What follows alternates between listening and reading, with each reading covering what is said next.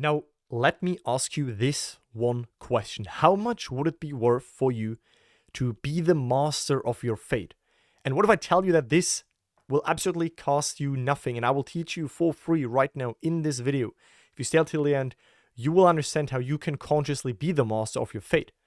So I want to start this off with a quote from Neville Goddard where he said, when a person learns the art of thinking from the end, that person is the master of his fate. So you understand already that you have to learn the art of thinking from the end. It's an art. It's a life philosophy. It's not just something you try and then you give it up. Like when you're serious about your desire, when you have a intense hunger for change, for growth in your life, when you are currently dissatisfied with your present circumstances and you want to manifest something into your life, no matter if it is in a relationship field, in a financial field, in the health field, then by you understanding the art of thinking from the end, you will be able to master your life's fate. So let's just dive right in. And I want to start this off by this quote that you probably have heard in the manifestation space, but I want to give you a whole new perspective on this. So stay with me right now, and this will make sense in a second.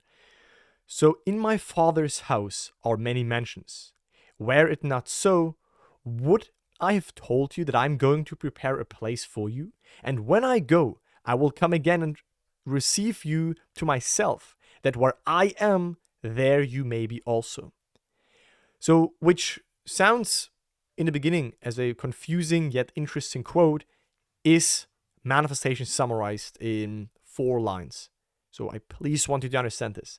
In my Father's house. I will quickly guide you through that, but we don't have time to talk too long about this one quote because I have an entire presentation for you with an illustration so that you can really master the art of thinking from the wish fulfilled, thinking from your desired reality, seeing the world already through the lens of already have achieved the goal. You will understand why this is the key in your manifestation journey. So in my Father's house, there are many mansions. What is meant by that? Well, in my Father's house, who's the Father? The Father is awareness, the Father is consciousness. So in myself, right, within consciousness, within awareness, that is what is meant by Father's house. It is basically metaphorical language here. So in my Father's house are many mansions, right? Many states of awareness, states of consciousness. So within myself, because I am, me and the Father are one, right? You and the Father are one, but the Father is greater than you, meaning you have a limited part of you, so to speak, that lives in the 3D world, but there is so much more potential inside of you and so many more identities of you that you can tap into, so many more states that are there, right? So within you, there are all of these states, and if it would not be true, would I have told you that I'm going to prepare a place for you? What is meant by preparing a place for you, right? The outer us, the outer man cannot prepare a place. It is just bound to, seeing what the senses are permitting. But the inner man can prepare a place. Within our imagination, within our inner reality, we can prepare a place, meaning we can occupy a new state and enter it and make it alive. And then I will go and I will come again, right? So we place the inner man in the wish fulfilled. Internally, we dwell in the wish fulfilled. And then that inner man will basically pull the outer man, will pull our outer circumstances and our outer self towards where it already is. But I will come again and receive you to myself, that where I am, meaning where you are already within, what you already imagine to be true, where you already have dwelt within, there you may be also. Right? As within, so without. So it is not enough to think of your desired state out of the consciousness of lacking it. Right? So if you are desiring, stop desiring. Right? Because desiring comes from the consciousness of I'm currently not it, I currently don't have it, I would like to have it, instead of you being in the version of yourself that now is it, that now has it. So you have to stop thinking of. Thinking of implies separation from you and the desired state. But thinking from means you see the world already through the lens of the version of you that has achieved the goal. We will in just a second talk about this, and I will show you a very powerful illustration that will probably stick with you for the rest of your life. And you can always remember this, and boom, shift yourself back in your desired reality, right? So the moment you catch yourself thinking of, understand what's going on. You again see your desire as something that it has not happened yet, that hopefully happens, that you still need to find a way to make happen. So it's still separate, right? So we need to shift from thinking of it to thinking from it so that we are it. Because life can only give us what we are having a life, not what we want. Because if we continue to want it means we're not occupying that state, and it's not natural for us. So imagination enables us to enter the desired state, to think from it, to fuse with it, to be it now. Right? If we would have no imagination, we would be basically bound to what is. Boom. There would be one set of, like, a lifeline, so to speak, and we could not, like, identify with something new. We could not bring something new into this world. But that's not the case, and you all have probably already experienced it. Right? And if not, that's also fine, then you will experience this law in the working.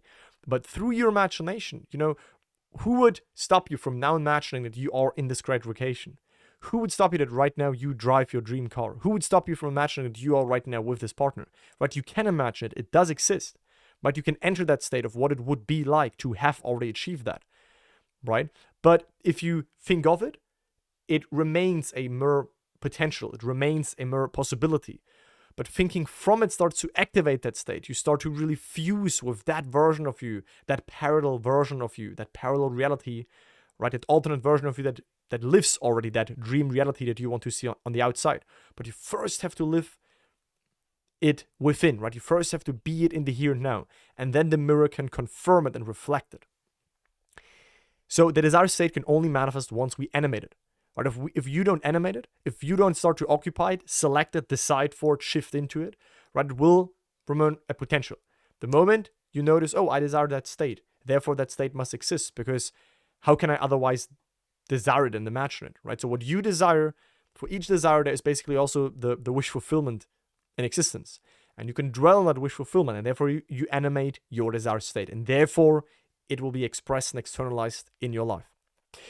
Now, let's go to the illustration that I mentioned, because this is very important and I want you to understand this, and this will illustrate the difference between thinking of and thinking from. Now, question to you watching this video, listening to my voice right now, what do we have illustrated here? Thinking of or thinking from? What do you think? Right? It is thinking of. Here's a person standing in front of a big mountain and they think of, I want to be on the top. Right, I want to reach the top of the mountain. How will I get there? Will I take this way, or maybe this way, or I don't see a way. I don't see a start. How can I even start? I don't know. Right? So they think of, how can I be there? What do I need to do to get there? Right? Thinking of, they desire to be there. Later, we will learn why this is not helpful, which I already indicated. And we will also learn how to do the opposite, which is thinking from it. Right? But as long as you think of what you want, and you desire it, and you try to make it happen, and you contemplate, how can I make it happen? You think of your desire, which will keep it from manifesting, because you are not in it. You're not in that state of being it, of having it. Right? But life does not give you what you want. It gives you who you are. So we have to do something here. Right? Now, I want to tell you that first is that, yes, there are people who aren't manifesting their goals. Right? So yes, we know manifestation is real. We know that manifestation is actually natural, but there are some people who are not successfully manifesting, or who are delaying it, who take very long time to get it, who struggle a lot potentially with those teachings. Right? So why are some people not successfully manifesting? That is the question. The answer is they are, in my opinion, not understanding the power of their imagination. They're trying to achieve something in the outside. But if the outside is a mirror, then you understand that the achievement happens in you, and then it is expressed through you, right? It doesn't mean that you will remain an inanimated person just sitting on a couch. No, that's not the purpose of life, right? The purpose of life is to let life move through you effortlessly, to not stand in the way, to select what you want, to remain faithful to that, to stay in that state, and then let life operate through you, and you will automatically do the right actions. But people who are not successfully manifesting, they don't understand the power of their imagination, meaning they don't first shift within. They try to outwork their level of consciousness. So they're in the level of consciousness of making $2,000 a month, and then they try to outwork themselves, but their inner self is still in the level of $2,000 a month. And then they always snap back to that. Right? Instead of placing themselves within, and hey, what would it be like if I would make $10,000, for example, a month, making that natural, and then letting their outer self, go there automatically. Like we talked about at the beginning, the inner and the outer man. The inner man goes first, the outer man follows where you first have placed yourself within. right? So you can imagine whatever you desire. You can shift into states you never have experienced, right? Because very often I hear people, yeah, but I don't know what it is like to be in a happy relationship. I don't know what it is like to be financially abundant, but I really desire it. That's an excuse, because you don't need to know how it is like. You don't. It's not a requirement that you first must have experienced that already before you can then manifest it again. No, even if you never had much money, even if you never were happily partnered, even if you weren't healthy in a very long time and health feels very unnatural for you, and no matter which other desire it might be in your life, the fact alone that you can desire it means that in your imagination you can also dwell on a scene that implies it is done. You can also conjure images and or hear friends congratulating you to imply the state of the wish fulfilled. And the thing is that we humans, we study the external so much, but not our inner world, right? We're fascinated by outer space and or the depths of the ocean. And this is all interesting, don't get me wrong. I also watch documentaries about that, but I understand that this is still all happening within consciousness. This is all happening inside of awareness. Nothing is outside of consciousness. So why don't we study ourselves? Why don't we also study first, our inner world and the vastness of that, so to speak, and then also study the outer world. But oftentimes the inner world is overlooked. So when people try to solve problems in the external, like I said earlier, but the solution is to think from the desired state, right? So if I have a problem right now, and later on in this journey, you will never call a problem, it is only an opportunity that you can overcome, but not by trying to find the solution on the level where the problem exists, but by simply within going into the state where you already have the problem solved. You go into the state of the solution, right? You can't fix a problem in the state that created it. Something along those lines is also what Albert Einstein said, because it's like on this level, this is where you have the problem. So here, there's a problem, you don't have the solution. So you have to go within, already in, now it's solved. And then the solution will come from that new state, right? So don't try to solve your problems. Basically, go into the state where the problem already is solved, and it then will also be solved. But the more you think in, how can I solve this? What can I do? What more can I do? The more you will remain stuck. So we want to think from that state where there is no longer even the problem alive, right? And that is how this difference will look like right now. So again, remember, this is thinking of, desiring, but this is thinking from, right? Although you stand in front of the mountain, right? Instead of you asking, how can I get there? What can I do? I really much desire to be there. Which way? How will it unfold, right? What will be the how? How will my bridge looks like? These are all questions that only someone can ask who thinks of it. But thinking from, right, means that you feed internally the satisfaction of already having achieved the goal. So in that example, that would mean that you internally, externally, you still stand in front of the mountain. Nothing has changed in both scenarios. But in the first scenario, you think how you will go there. In this scenario, you think, hey, how would I look at the world if I'm already on top of that mountain? What would it be like if I'm already on top of that mountain? What would imply that I'm already on top of this mountain? What would it feel like if I'm already on top of this mountain? And you basically satisfy the desire. You no longer contemplate on how you get there, when you get there, what you have to do, but you see the world from already having achieved the top of the mountain, right? You settle, you surrender into that experience of, like I'm on top of that mountain. And then that is where you place your inner man. So this image perfectly illustrates the inner and the outer man.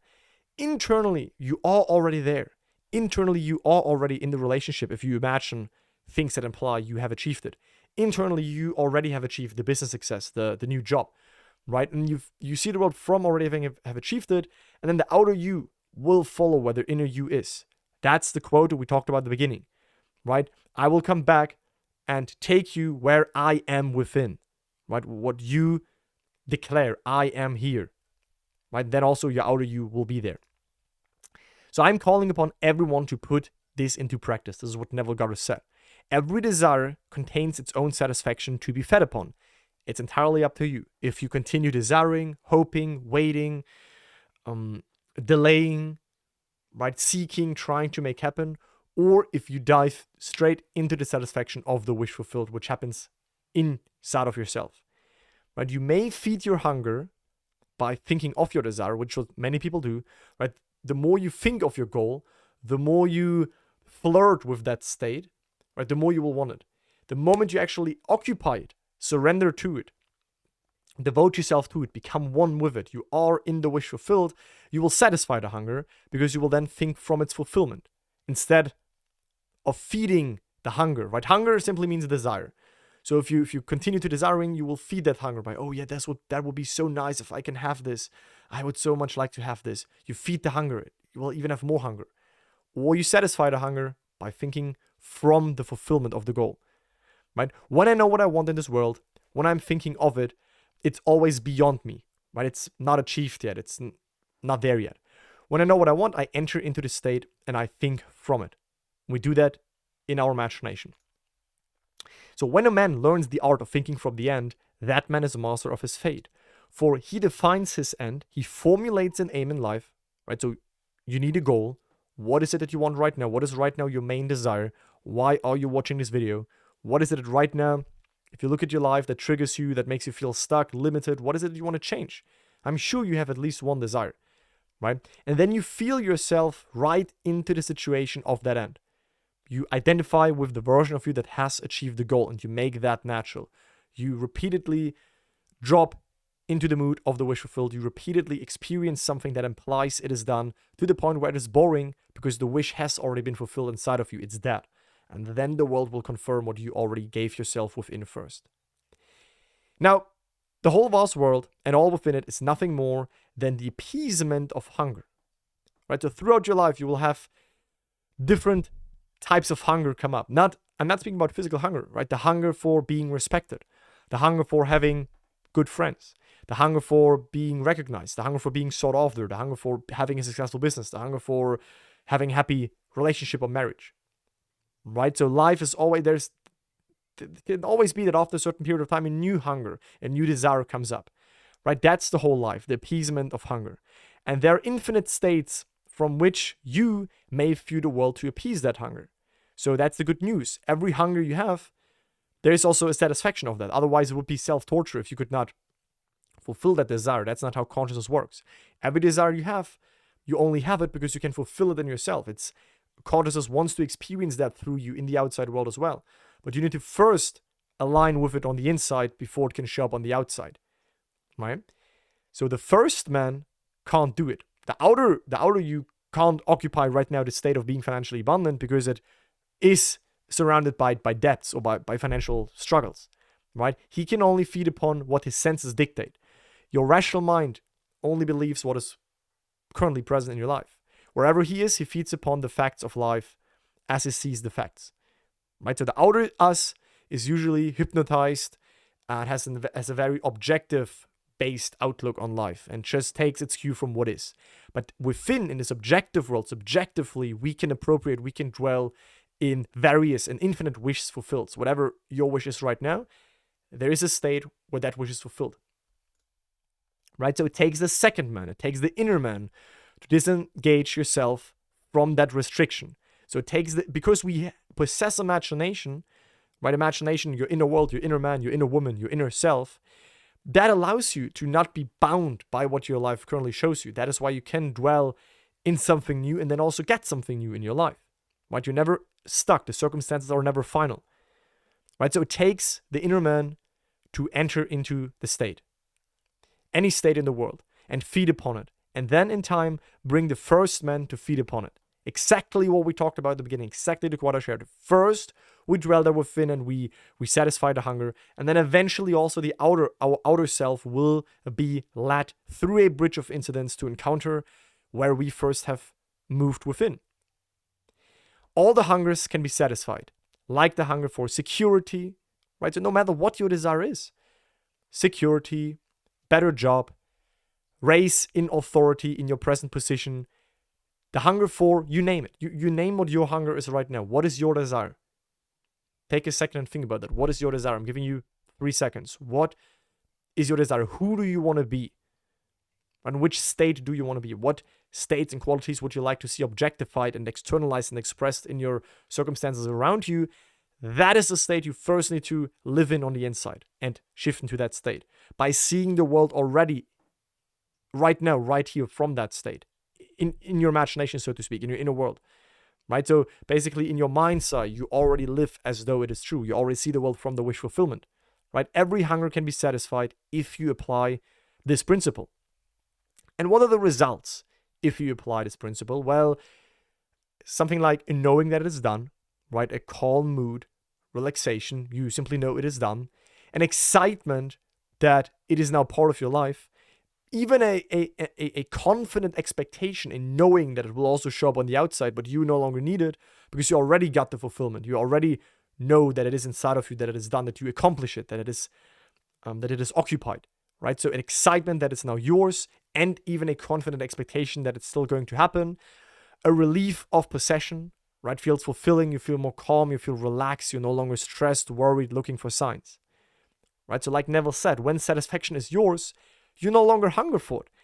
You no longer try to make it happen. You no longer look for ways. You no longer try to change something. It's done, right? True change happens on the inside. True movement happens true action and movement happens in consciousness.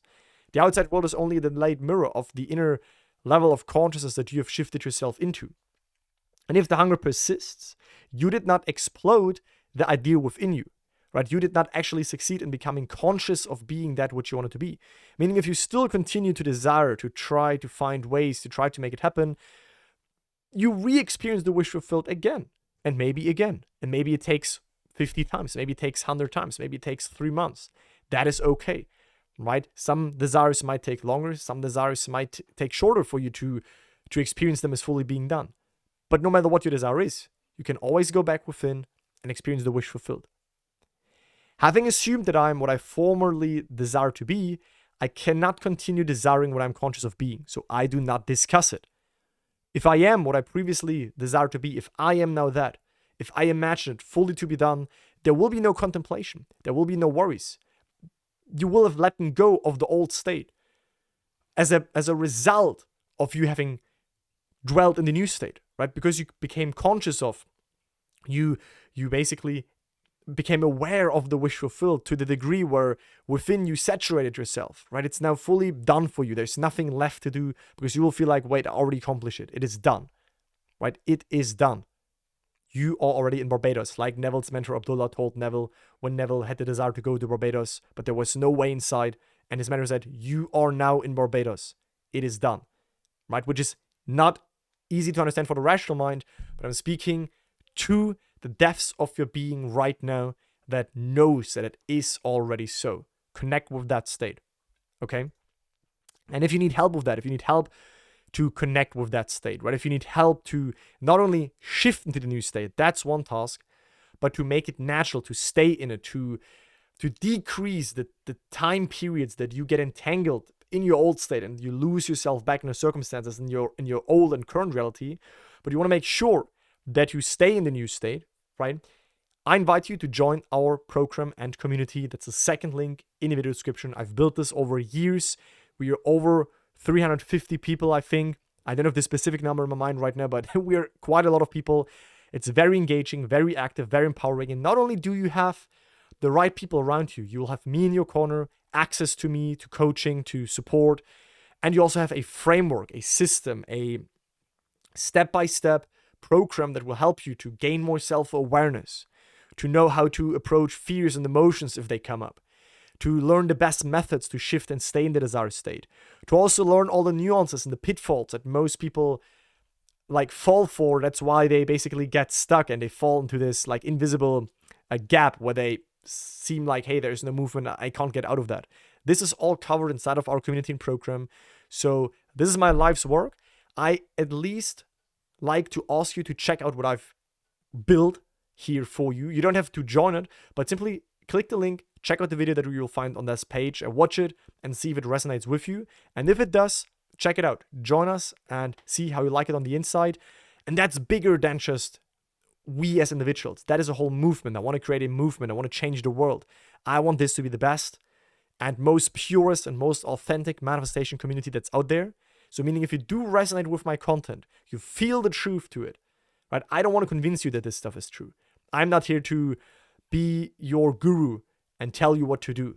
No, I'm here to share what I believe is working, what I saw has worked in my life, what I see continuously again and again and again is working for the members that we have inside of our program and community. And if you want to be part of that and you are tired of being alone on this journey, then simply join us right now. I can't wait to see you on the inside. Thank you for watching this video, and I see you in the next one. Bye, guys.